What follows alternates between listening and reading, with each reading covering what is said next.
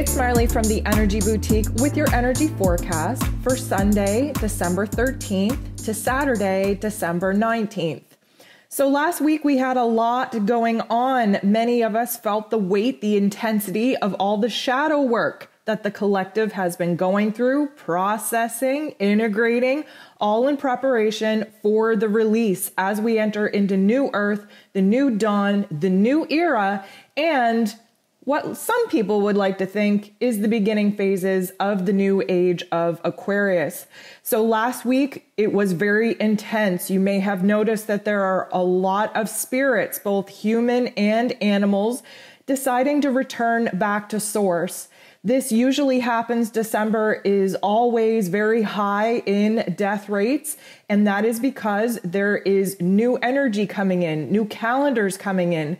And this year, most importantly, it is because we are ushering in a new age. This is not something that is foo-foo. This is something that has been in play for the last 23,000 years, taking us back to the Mayan calendar. No, they were not wrong. 2012 was not the end of the world. We adopted a different calendar system since then. And if you actually do the math appropriately, you will see that it is December 21st, 2020. That is actually the end of the world. Now, does that mean that the world is going to end and cease and exist the way that we knew that it was and just wake up and it not be there? Absolutely not. That's not what this is about. This is about a new age of consciousness, a new age of awareness. This is about bringing together new paradigms that are going to support where it is that we are in the collective evolution of humanity. So last week, and still pretty much right now, we are going through the thick of it all. If you are a light worker, which you likely are if you're following this podcast, you are going to be feeling the darkness, the heaviness, the pain, the trauma, not only from your own life, but from the greater, grander collective. If you are a healer, which most of you are, I would definitely recommend that you take a step back from doing healing work until we can readjust to this new frequency. I have a lot of clients messaging me having very weird experiences with electricity, with being downloaded with information, acting as the observer, seeing the actual electrical lines of the 3D matrix that we are living in. And of course, ascending, rising up above that into the 5D where we can act as the observer and see all of the different paradigms, all of the different constructs that we've been living under in this 3D reality. So, the energy is definitely palpable as it should be.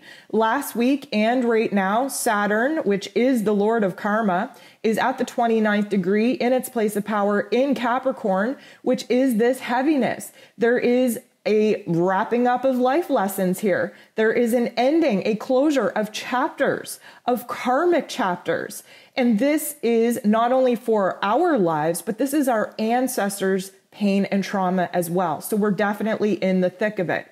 Last week we had Pluto and Eris. Again, I talked about it in December's energy forecast, being the great destroyer, the great God of destruction, having to come in and really smash that wrecking ball through the existing paradigms that we really need to let go of. Many of us are struggling to let go, to surrender to the old ways of doing things, the old paradigm, the old construct in which we are moving away from. So there's definitely some darkness that peeked through from that. Yesterday, we had our 12-12 portal activation. 12 is the numerological number of completion, of closure, and it happened under the moon in Scorpio. Again, Scorpio energy being about death, rebirth, transformation. And although we have today, which still has some minor aspects affecting us, we are in the window of the new moon. This is a solar eclipse in Sagittarius on the axis of the Gemini and Sagittarius node axis of the moon. This is a big deal. We also have Venus preparing to end her time in Scorpio. Thank goodness we're getting out of this heaviness, moving into Sagittarius, which will be a lighter, fluffier energy for us to work with. But again, she reaches that 29th degree, that crisis point this week, which is going to turn the heat all the way on for us to wrap up those life lessons, for us to wrap up her time and what it is she wanted to teach us while she was in Scorpio. We have Chiron, who is already slowed down, preparing to station direct on the exact same day that Venus is going to make her move from Scorpio into Sagittarius. So what does this mean? It means that those energies, those aspects, on top of Saturn, Jupiter, both moving into Aquarius, and then building to this great conjunction on the 21st, this week is the season finale of what the 2020 Great Awakening was all about. And let me tell you, shit is going to be bananas. So let's jump into it.